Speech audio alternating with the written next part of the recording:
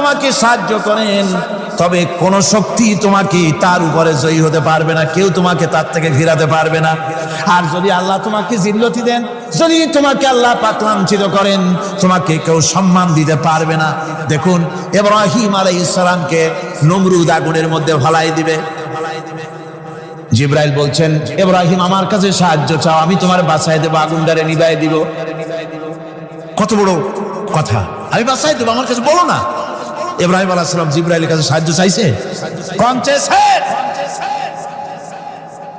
হযরত ইব্রাহিম বলেন, জিবরাইল সাহায্য তোমার কাছে আমি কেন চাইবো?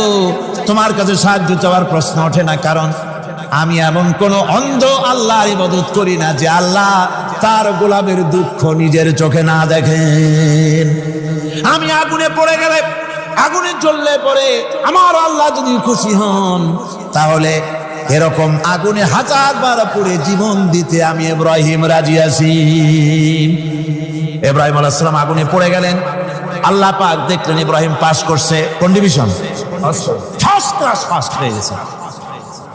আগুনের ভিতরে পড়ে গেলেন, আল্লাহ পাক সঙ্গে সঙ্গে আগুনের প্রতি নোটিশ করে দিলেন, ইয়া নারু কুনি বারদাও ওয়া সালামান আলা ইব্রাহিম। আগুন আমার ইব্রাহিমের জন্য শান্তিদায়ক, ঠান্ডা হয়ে যা। সুবহানাল্লাহ ওয়া বিহামদিহি।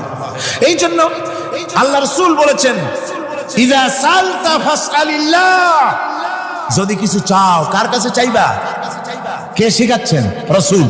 আল্লাহ রাসূল বলছেন, ইযা সালতা ফাসআলিল্লাহ, যদি কিছু চাও আল্লাহর কাছে চাও। ওয়া ইযা ইসতানতা ফাসতাইন বিল্লাহ, আর যদি কিছু চাইতে চাও, সাহায্য চাও, সাহায্য চাইবা আল্লাহর কাছে। কার কাছে? কোন মাজারে চাইবেন? কোন মাজারে চাইবেন? কোন কবরস্থানে চাইবেন? কারা কারা চাইবেন না হাত উঁচু করে দেখান।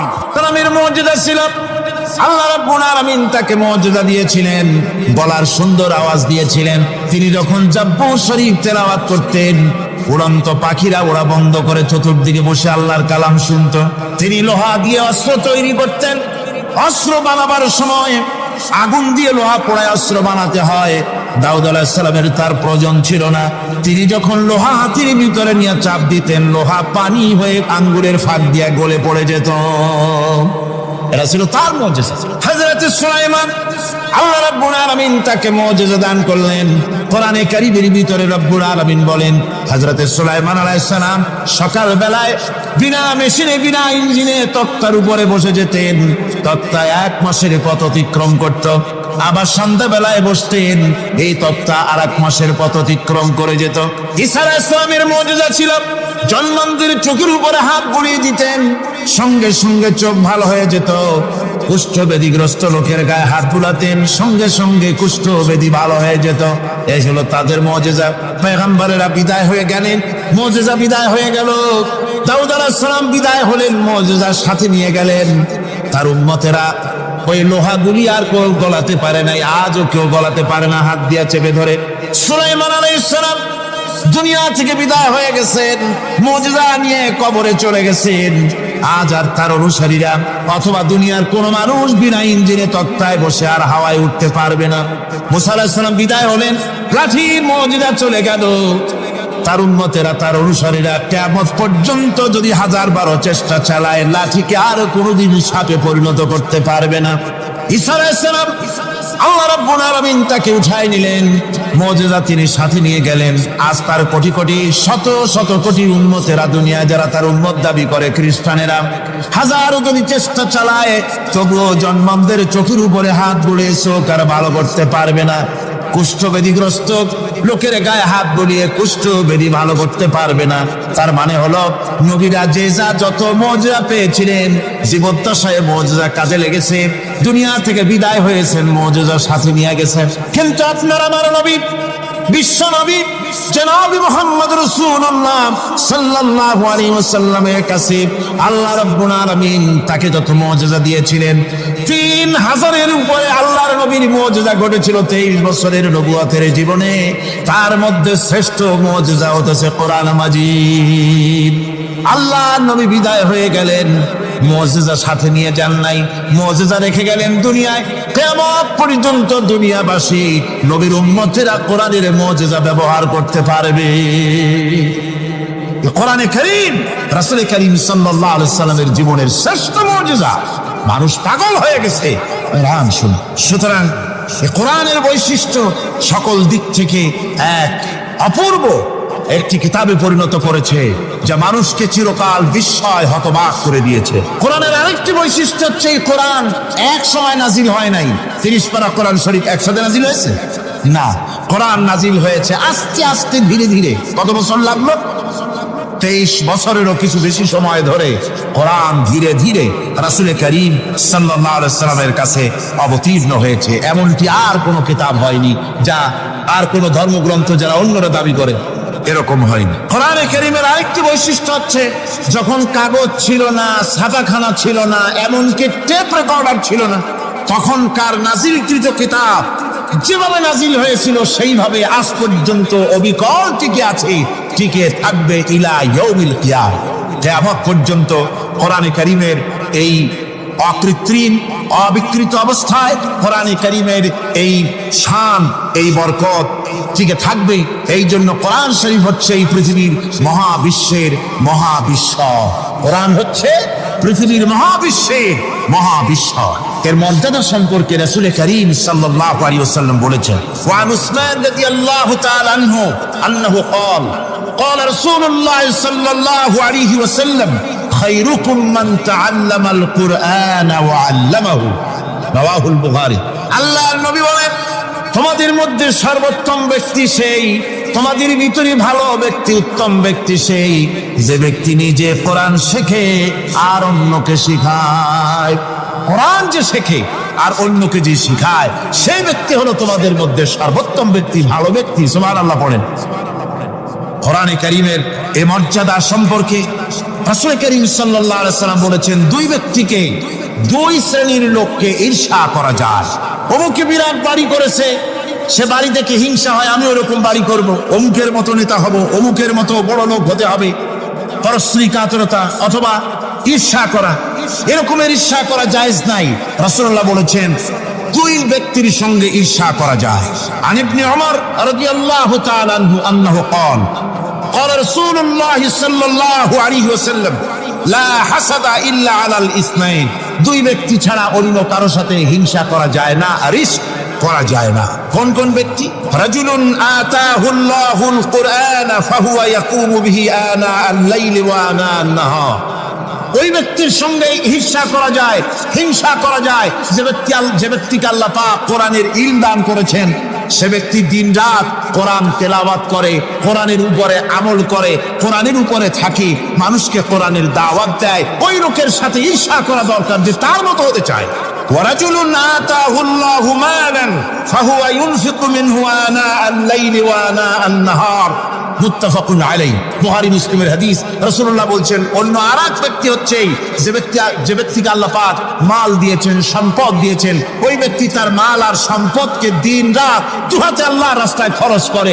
তার মতো হওয়ার জন্য তার সাথে ঈর্ষা করা যেতে পারে। আমার বন্ধুগণ, এই কোরআন হচ্ছে এমন এক কিতাব যে কোরআনকে নিয়ে যারা অগ্রসর হয় আল্লাহ তাদেরকে বাড়ায় দেন, আর কোরআনের সাথে যারা হিংসা করে, বিদ্বেষ করে, আল্লাহ তাদেরকে অধঃপাতিত করে দেন।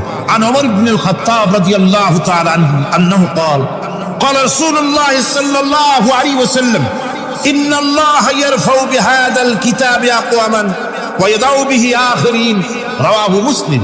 হযরত ওমর রাদিয়াল্লাহু তাআলা আনহু বলছেন যে আল্লাহ পাক এই কোরআনের সাহায্যে এক শ্রেণীর লোককে প্রতিষ্ঠিত করবেন দুনিয়ার বুকে, এবং আখিরাতেও আরেক শ্রেণীর লোককে করবেন অধঃপাতিত। যারা কোরআনের সাথে বিরোধিতা করবে, তারা যদি হিরো হয়, আল্লাহ তাদেরকে জিরো বানাবেন। কি বানাবেন? জোরে কোন, জোরে কোন, কি বানাবেন? জিরো বানিয়ে দিবেন। আর কোরআনকে নিয়ে যারা আগ বাড়ে, তারা যদি জিরো হয়, আল্লাহ পাক তাদেরকে কি বানায় দেন? কোরআনের সাথে বিরোধিতা আজকের নতুন কিছু নয়, আবহমান কাল থেকে কোরআনের সাথে চলছে বিরোধিতা। বিশ্বকবি, কবি সম্রাট আল্লামা ইকবাল, আল্লাহ তাকে জান্নাতুল ফেরদাউস নসিব করুন, সবাই বলুন আমিন। আল্লামা ইকবাল বলেছেন, সতীজা কর রহা হ্যায় असल से इमरोज सतीजा कर रहा है असल से इमरोज चरागे मुस्तफा भी से शरारे बुलहबीस मोहम्मद सल्लल्लाहु अलैहि वसल्লামের দ্বীপ শিকার সাথে আল্লাহর দ্বীনের সাথে আবু জাহাল আবু লাহাবের অগ্নিস্ফুলিঙ্গের সংঘর্ষ আবহমান কাল থেকে লেগে এসেছে, কিন্তু ওদের এই অগ্নিস্ফুলিঙ্গের টক্কর লেগে মুহাম্মদ সাল্লাল্লাহু আলাইহি ওয়াসাল্লামের টিম টিম করে জ্বলে ওঠা এই প্রদীপটি প্রচন্ড ঝড়ো হাওয়ার মুখে, টর্নেডো আর গর্কির মুখে নিভে যায়নি, জ্বলছে, জ্বলবে কিয়ামত পর্যন্ত। এটাকে নিভাবার ক্ষমতা বিশ্বের কোনো মানুষের নাই। ফু দিয়ে কেউ যদি নিভাতে চায়, চেহারা শুদ্ধ, মাথা শুদ্ধ, পুড়ে ছাই হয়ে যাবে, কোরআনের আলোকে নির্বাপিত করতে পারবে না।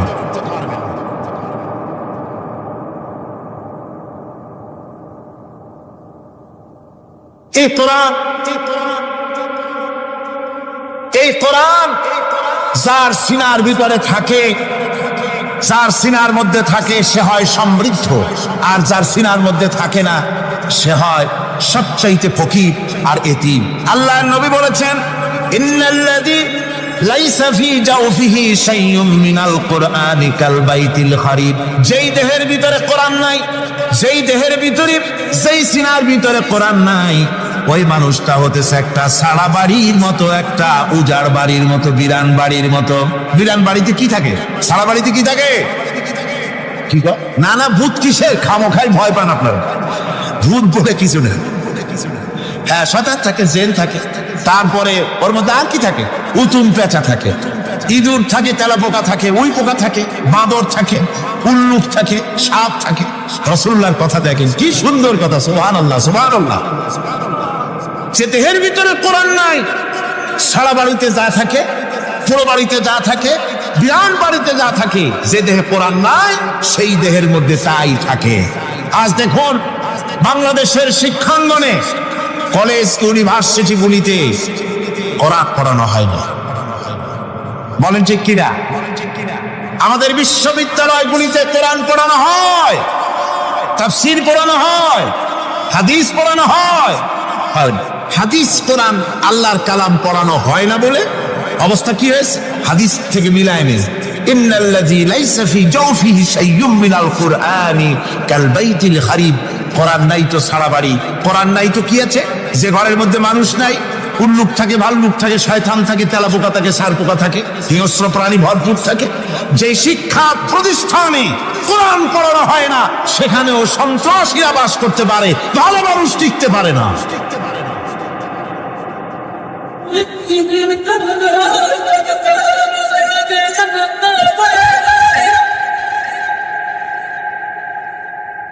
এই জন্য কোরআন যেখানে পড়া হয় না সেটা কবরের তুল্য, কোরআন যেখানে তেলাওয়াত হয় না সেটা কিসের তুল্য? কবরের তুল্য। আল্লাহর নবী বলেছেন, আন আবি হুরায়রা রাদিয়াল্লাহু তাআলা আনহু আন্নাহু ক্বাল قال رسول الله صلى الله عليه وسلم لا تجعلوا بيوتكم مقابر رواه মুসলিম। আল্লাহর নবী বলেন, তোমাদের ঘরগুলিকে তোমরা কবর বানাইও না। অর্থাৎ যে ঘরের মধ্যে কোরআনে কারীম তেলাওয়াত হয় না সেটা কবরের সমতুল্য। কবরের সম। আগে আমাদের ঘর সমূহে যখন ছোট ছিলাম তখন দেখতাম ঘরে ঘরে কোরআন তেলাওয়াত হতো, ঠিক না? প্রত্যেকটা ঘরের জানালা দিয়া সকালবেলা আওয়াজ আসতো, আউযু বিল্লাহি মিনাশ শাইতানির রাজিম, বিসমিল্লাহির রাহমানির রহিম। তেলাওয়াতের আওয়াজ ভেসে আসে। আজ আর এই অবস্থা নাই। আজ ভদ্রলোকের বাড়ির সামনে দিয়ে হেঁটে যাবেন, সকালবেলা কিসের তেলাওয়াত? জনমের ঘুম ঘুমায়, পাইকারি দরে ঘুমায়, ফজরের নামাজ নাই। শহরের অবস্থা, অধিকাংশ বাড়িতে ফজরের নামাজ হয় না। ডিসেন্টিনার মাধ্যমে, আগে তো ছিল শুধু বাংলাদেশের ছবি, ডিসেন্টিনার মাধ্যমে সারা পৃথিবীর শয়তানি আর বদমাশি ঘরে বসে গেলা যায়। উপকারিতা এবং অপকারিতা দুটোই আছে। নিউজ দেখা যায়, সাথে সাথে আবার নিউজের সাথে আরো বাজে কিছু দেখা যায়। এগুলো দেখতে দেখতে রাত শেষ হয়ে আসে, ঘুমায় জনমের মতো, এক ঘুমে বেলা 9টা আর 10টা। কিসের ফজরের নামাজ আর কি এর কোরআন শরীফ তেলাওয়াত কর। এরপরে উঠলো 9-10টার সময় উঠে, তারপরে গানের মাস্টার এসে গেছে। তখন ইতিমধ্যেই গানের মাস্টার এসে গেছেন। কি দুর্ভাগ্যজনক সত্য কথা, ইংরেজি যে টিচার পড়ান, অঙ্ক যে টিচার করান, সপ্তাহে 3 ঘন্টা পড়াবেন, বেতন 2500 টাকা। আর প্রতিদিন সকালবেলা এসে যদি কোনো মুসলমান কোন একজন মৌলভী সাহেব, হাফেজ সাহেবকে রাখেন কোরআন তেলাওয়াত করাবার জন্য, কোরআন পড়াবার জন্য সন্তানকে, প্রতিদিন আসতে হবে, প্রতিদিন 2 ঘন্টা পড়াতে হবে, আর মাসের শেষে বেতন 500 টাকা। কোরআনে কারীমের সাথে এই আচরণ, ও আমি বেশি বলে ফেলেছি। যাদের অভিজ্ঞতা আছে তারা বলছেন 200 টাকা।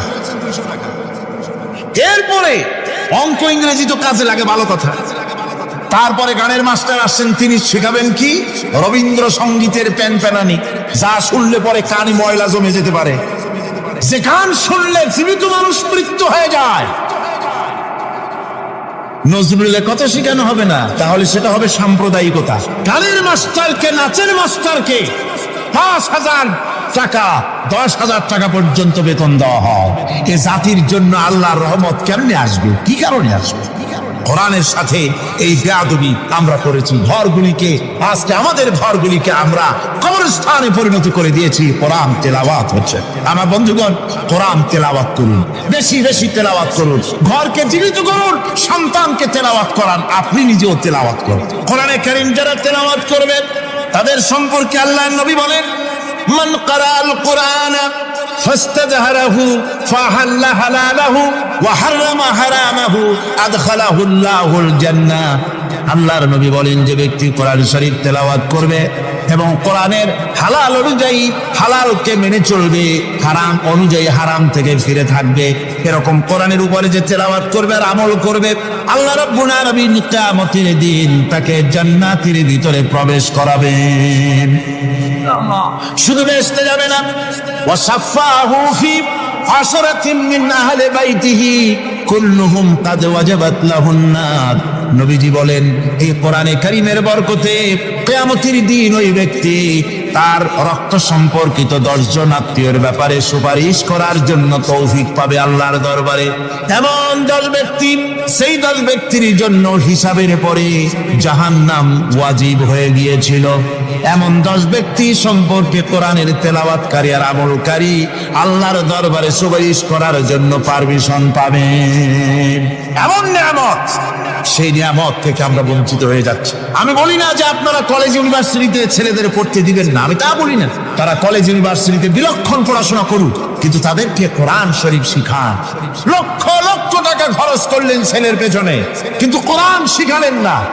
আপনি মরে গেলে আপনার জানাজাটা পড়বে, এই তৌফিকও সে পেল। জানাজার ইমামতি তো দূরের কথা, জানাজার নিয়ত জানে না, পাক পবিত্রতা জানে না। বাপ মরে গেছে, সে তখন ছিল মার্কেটে, শুনলো বাপ মরছে, তাড়াতাড়ি জানাজায় শরীফ হতে হবে। প্যান্টও পাক নাই, যেহেতু পেশাবের তখন বেগ এসেছিল, দেওয়ালের পাশে দাঁড়াইয়া কাম সারছে, দোয়া মোছার কাম নাই, মাথায় টুপি নাই, নাক মোছা রুমাল ছিল পকেটের, রুমালতে মাথায় দিয়ে দাঁড়ায় গেল, আল্লাহু আকবার। বাপের কপালে যা আছে তাই হোক। তারপরে বাপ মরে গেছে, কান্না শুরু করেছে। যেদিন মরছে সেদিন কাঁদতেছে, পরের দিন একটু মুখ মলিন কাঁদতে। নাম বল্টু মিয়া। তার আবার এক বন্ধু আছে, তার নাম শান্তু মিয়া। শান্তু মিয়া বলছে, মিয়া বল্টু কান্দো কেন? বাপ মরে গেছে। তা এগুলো আছে নাকি? এগুলো মরেই যায়। আমার একটা ছিল, ওটাও মরছে। চিরকাল কারো বাপ থাকে, সুতরাং এত মন খারাপ কেন? আসো, ইন্ডিয়া থেকে ভালো একটা বই আসছে, সেটা দেখে এত আনন্দ পাবে। বাপ তো বাপ, 14 গোষ্ঠী মরলেও মনের দুঃখ মুছে যাবে। এরপরে বাড়ি এনে তাকে সিনেমার ছবি দেখানো হলো। ছবি সে দেখলো, ফেরার সময় বাপের কবরের কাছ থেকে যাওয়ার সময় দাঁড়িয়ে গেল ক্ষণিকের জন্য। আহারে বাপ, বিদায় হয়ে গেলা, কি দেব তোমার? কিছু তো নাই আমার কাছে, তাই সারা রাত ধরে যা কিছু দেখলাম এগুলি তোমার আমলনামায় দিয়ে গেলাম। জোরে কর নাউযুবিল্লাহ। আমি সমস্ত পিতাদেরকে বলতে চাই, সন্তানদেরকে কোরআন শিখান, কাজে লাগবে। কোরআন শিখালে কাজে লাগবে। কোরআন শরীফ মুখস্থ করেন, বেশি করে মুখস্থ করেন কোরআনে কারীম, আপনার ফায়দা হবে। হযরত ওমর রাদিয়াল্লাহু তাআলা আনহু বর্ণনা করছেন যে রাসূল করিম সাল্লাল্লাহু আলাইহি ওয়াসাল্লাম বলেছেন, ইউকালু লিসাহিবিল কুরআনি ইকরা ওয়ারাত্তিল কামা কুনতা তুরাত্তিলু ফিদ দুনিয়া।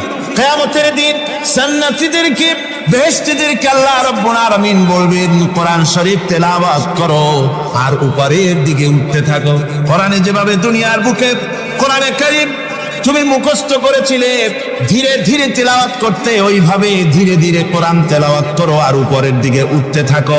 আল্লাহ পাক বলতে থাকবেন, উপরের দিকে ওঠো, তেলাওয়াত করো আর ওঠো। উঠতে উঠতে যেই জায়গায় গিয়ে তোমার তেলাওয়াত শেষ হয়ে যাবে, জান্নাতের ওই জায়গাটা তোমার জন্য বরাদ্দ হবে। আবু দাউদ শরীফের হাদিস, জান্নাতের ওই জায়গাটা তোমার জন্য বরাদ্দ হবে।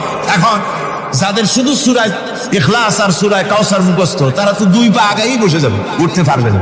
বেশি বেশি মুখস্থ করে হাফেজে কোরআন হন অথবা হাফেজের মতো হন, বেশি বেশি মুখস্থ করেন সূরা ইয়াসিন, সূরা দুখান, সূরা রহমান, সূরা ওয়াকিয়া, সূরা মুজাম্মিল, যে সমস্ত সূরা, বেশি সূরা আল আরাফ, সূরা কাহাফ, সূরা মারিয়াম ইত্যাদি মুখস্থ করেন। কিয়ামতের দিন কাজে লাগবে, জান্নাতের অত উঁচায় উঠতে পারবেন। হাফেজে কোন জায়গায় যাবে? সুবহানাল্লাহ ওয়া বিহামদিহি। 30 পারা কোন যার সিনার ভিতরে, জান্নাতের কোন জায়গাটা আল্লাহ তাকে বরাদ্দ করবেন। সুবহানাল্লাহ সুবহানাল্লাহ। কোরআনে কারীমকে মুখস্থ করুন, বেশি করে মুখস্থ করুন। কোরআনে কারীমকে বেশি করে তেলাওয়াত করুন। এই কোরআনে কারীমকে যারা বেশি করে তেলাওয়াত করবে, তেলাওয়াত করতে গিয়ে যারা আল্লাহর কাছে কিছু চাওয়ার সময় পাবে না, তাদের সম্পর্কে রাসূল করিম সাল্লাল্লাহু আলাইহি ওয়াসাল্লাম বলেছেন হাদিসে কুদসি, হাদিসে কুদসি রাসূল করিম সাল্লাল্লাহু আলাইহি ওয়াসাল্লাম বলেছেন, ইয়াকুলু রাব্ব তাবারাক ওয়া তাআলা মান শাগালাহুল কুরআন আন যিকরি মাসআলাতি আতাইতুহু আফজালা মা উতিয়া সাইলি। আল্লাহর নবী বলেন, আমার আল্লাহ পাক বলেছেন, কোরআন তেলাওয়াত করতে গিয়ে যারা ব্যস্ত থাকে, কোরআন তেলাওয়াত করতে করতে যারা আমার কাছে হাত পেতে কিছু চাওয়ার সময় পায় না, যারা আমার কাছে হাত পেতে কিছু চায়, তাদের থেকে তেলাওয়াতকারীদেরকে আমি রব্বুল আলামিন বেশি করে দেই। সুবহানাল্লাহ। কোরআন তেলাওয়াত করতে করতে যারা আল্লাহর কাছে হাত পেতে চাওয়ার সময় পায় না, আল্লাহ পাক বলেন যারা চায় তাদের থেকে তেলাওয়াতকারীকে আমি বেশি দেই। আমার বন্ধুগণ, শুধু তাই নয়, এ কোরআনে কারীম যারা তেলাওয়াত করবে, আমল করবে, কিয়ামতের দিন তার মা বাবার মাথার উপরে আল্লাহ রাব্বুল আলামিন, আবু দাউদ শরীফের হাদিসে এসেছে, তার মা বাবার মাথার উপরে নূরের টুপি পরিধান করানো হবে। এমন নূরের টুপি, এমন নূরের তাজ পরানো হবে, চন্দ্র সূর্যের আলোকে ম্লান করে দেবে। হাসরবাসীরা প্রশ্ন করবেন, এ লোকটি কে? কোন ফেরেশতা নাকি বলে না, কোন নবী নাকি বলে না, তবে কি ইনি কে? জবাব হবে, ইনি হচ্ছেন সেই ব্যক্তি যিনি তার সন্তানদেরকে কোরআন শিখিয়েছিলেন। কোরআন শিখানোর কারণে আল্লাহ রাব্বুল আলামিন আজ তার মা বাপের মাথার উপরে নূরের টুপি পরিধান করে হাসরের ভিতরে মর্যাদা দিলেন। কিয়ামতের দিন দুনিয়াও মর্যাদা পাওয়া যাবে, আখিরাতেও মর্যাদা পাওয়া যাবে যদি কোরআনে কারীমকে তেলাওয়াত করা যায়, আমল করা যায়, বোঝা যায়, তাহলে এই সমস্ত নিয়ামত আল্লাহ পাক দান করবেন। সুতরাং এই এত বড় নিয়ামত থেকে আমরা যেন কেউ বঞ্চিত হয়ে না যায়। কোরআন হচ্ছে এমন এক কিতাব যার তাফসীর লেখা হয় নাই। পৃথিবীতে এমন কোনো ভাষা নাই, পৃথিবীর উল্লেখযোগ্য সবগুলি ভাষায় কোরআনে কারীমের তাফসীর লেখা হয়েছে, কিন্তু কোন মুফাসসির আজ পর্যন্ত কথা বলেন নাই যে আমি যে তাফসীর লিখছি এর চাইতে ভালো তাফসীর আর কেউ লিখতে পারেও না আর পারবেও না, এটা শেষ, আর তাফসীর লেখা লাগবে না। এ কথা কেউ বলতে পেরেছে? জোরে বলেন, পেরেছে? পারে নাই। তার কারণ কি? আল্লাহ রাব্বুল আলামিন বলেন, قُلْ لَوْ كَانَ الْبَحْرُ مِدَادًا لِكَلِمَاتِ رَبِّي لَنَفِدَ الْبَحْرُ قَبْلَ أَن تَنفَدَ كَلِمَاتُ رَبِّي وَلَوْ جِئْنَا بِمِثْلِهِ مَدَدًا। আল্লাহ পাক বলেন, নবী আপনি বলুন, আমার রবের কথাগুলি লেখার জন্য যদি সমুদ্রের পানিগুলি, সমুদ্রের সমস্ত পানিগুলি যদি কালিতে পরিণত হয়ে যায়, আর আমার রবের কথাগুলি যদি লেখা শুরু হয়ে যায়, আমার রবের কথাগুলি লেখার পূর্বে সমস্ত সমুদ্রের পানিগুলি শেষ হয়ে যাবে, তারপরে যদি আবার সমুদ্র ভরে দেওয়া হয়, আরো যদি লেখা হয়, তবুও আমার রবের কথা লেখা শেষ হবে না। আল্লাহ রাব্বুল আলামিন বলেন, ওয়ালাউ আন্না মা ফি الأرض من شجرة أقلام والبحر يمده من بعده 7 أبحر ما نفدت كلمة الله আল্লাহ রাব্বুল আলামিন বলেন মা নাফিদাত কালিমাতুল্লাহ আল্লাহ পাক বলেন 7টা সমুদ্রের পানি যদি একত্রিত করা হয় 7টা সমুদ্রের পানি যদি এক জায়গায় করা হয় এই পানিগুলি যদি কালিতে পরিণত হয়ে যায় আর পৃথিবীর সমস্ত গাছগুলি যদি কলমে পরিণত হয়ে যায় ওই গাছগুলি দিয়ে যদি ওই পানির কালি দিয়ে আমার প্রভুর কথা আল্লাহ রাব্বুল আলামিনের কোরআনের কথা যদি লেখা শুরু হয়ে যায় লিখতে লিখতে সমস্ত পানিগুলি গাছগুলি শেষ হয়ে যাবে আল্লাহ পাকের কালামের ব্যাখ্যা লেখা শেষ হবে না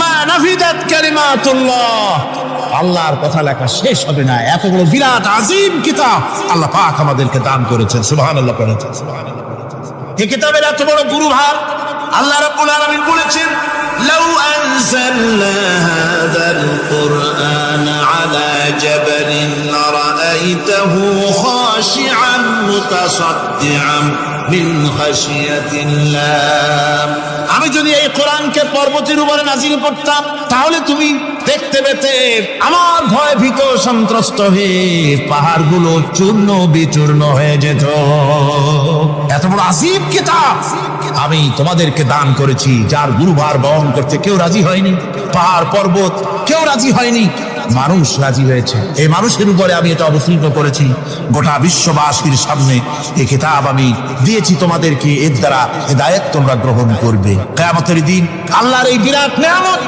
আমাদেরকে দান করলেন আমরা এই নিয়ামতের নাশকর করেছি অর্থাৎ এই কোরআনকে আমরা ব্যবহার করেছি সঠিকভাবে করি নাই বেঠিকভাবে করেছি প্রথম দিন দ্বিতীয় দিন আমি বলেছি কোরআন শরীফকে শুধু তাবিজ তোমারের জন্য শুধু সওয়াবের জন্য তেলাওয়াত করেছি আসলে শুধু সওয়াবের জন্য তা আসলে কোরআন বুঝতে হবে আমল করতে হবে তবে না শান্তি পাবো আপনি যদি কোরআন হচ্ছে মানুষের জীবন সমস্যার সমাধানের গ্রন্থ ওষুধ খেলে রোগ ভালো হয় ওষুধ খেলে কি হয় কেউ যদি সকাল বেলায় তসবিহ হাতে নিয়ে 500 বার পরে ওষুধ ওষুধ ওষুধ 500 বার পড়লে রোগ কি ভালো হবে বরং রোগ আরো বাড়তে পারে চিল্লে শীতের জন্য লেপ গায়ে না দিয়া কেউ যদি চিল্লাইতে থাকে জিকির করে লেপ্ত শোক শীত কি বন্ধ হবে নাকি পানির পিপাসায় ছটফট করে মানুষ যদি চিল্লায় পানি পানি পানি পানি পানি পানির পিপাসা আরো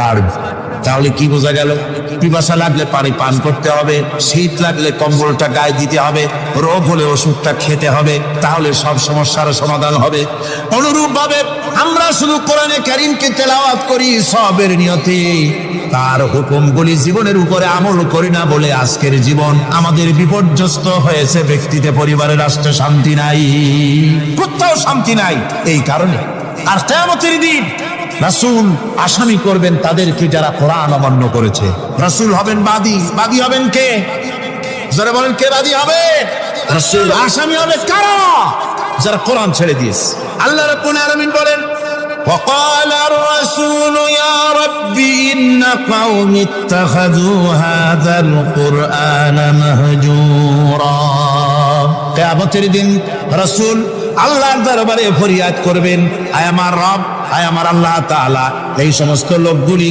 তোমার কালামকে তোমার কোরআনকে অপ্রয়োজনীয় জিনিস বলে তারা পরিত্যাগ করেছিল কোরআনকে অপ্রয়োজনীয় মনে করেছে কোরআনের সাথে ঠাট্টা করেছে বিদ্রুপ করেছে কোরআন শিক্ষা ভিক্ষার ঝুলি শেখার বুলি মনে করেছে কোরআনের কোনো মূল্য দেয় নাই কোরআনের কোনো দাম দেয়নি কোরআনের সাথে ঠাট্টা করেছে কোরআনের আইনের সাথে ঠাট্টা করেছে বিদ্রুপ করেছে আমাদের দেশে শিক্ষাবিদ চিন্তাবিদ বুদ্ধিজীবী নাম ধরনের নামধারী এক শ্রেণীর লোকেরা কোরআনের সাথে সরাসরি বেয়াদবি করেছে আহমদ শরীফ বলেছে পরকাল নাই আল্লাহ বলছেন পরকাল আছে আর আহমদ তো না ওটা কি এই আহমদ সে বলেছে পরকাল নাই বিবাহ মানি না কবর আযাব মানি না কিয়ামতের দিন বিচার হবে তাও মানি না অস্বীকার করেছে এটাকে নিয়ে ঠাট্টা করেছে আহমদ শরীফ লিখেছেন নিজে আল্লাহ বলতে কেউ নাই মানুষ তাকে চিন্তা করে সৃষ্টি করেছে স্রষ্টা বলতে কেউ নাই তারপরে আর একটা মেয়ে লোক, আমি ওটার নাম নিতে ঘৃণা বোধ করি। এটি হচ্ছে চরম ধর্মদ্রোহী, রাষ্ট্রদ্রোহী, নাস্তিক, জাহান্নামের কীট, ডাস্টবিনের আবর্জনা। এই মেয়ে লোকটি বলেছে, তার বইতে লিখেছে, বেহেশত হচ্ছে এক অসভ্য উদ্যান। কোরআন শরীফে আল্লাহ পাক বলেছেন, আমলে সালেহ যারা করবে, নবীরা, ওলিরা, সিদ্দিকিন, সোহাদা সব যাবে জান্নাতে। আর সেই জান্নাতকে এই হাবিসা, এই নিকৃষ্ট ধর্মদ্রোহী, রাষ্ট্রদ্রোহী মহিলা, এই সে বলেছে বেহেশত হচ্ছে এক অসভ্য উদ্যান। পৃথিবীর অতৃপ্ত বহুগামী পুরুষেরা তাদের থাকার জায়গা হবে ওই বেহেশতের মধ্যে। জোরে কর নাউজুবিল্লাহ। এই মেয়ে লোকটি সমগ্র নারী জাতির কলঙ্ক। ভারত, বাংলাদেশের শ্রেষ্ঠ শত্রু ভারত, এই শয়তানকে পয়সা দিয়া পুষতেছে। কলকাতায় দাওয়াত দিয়ে আনন্দ পুরস্কার দিয়েছে। সে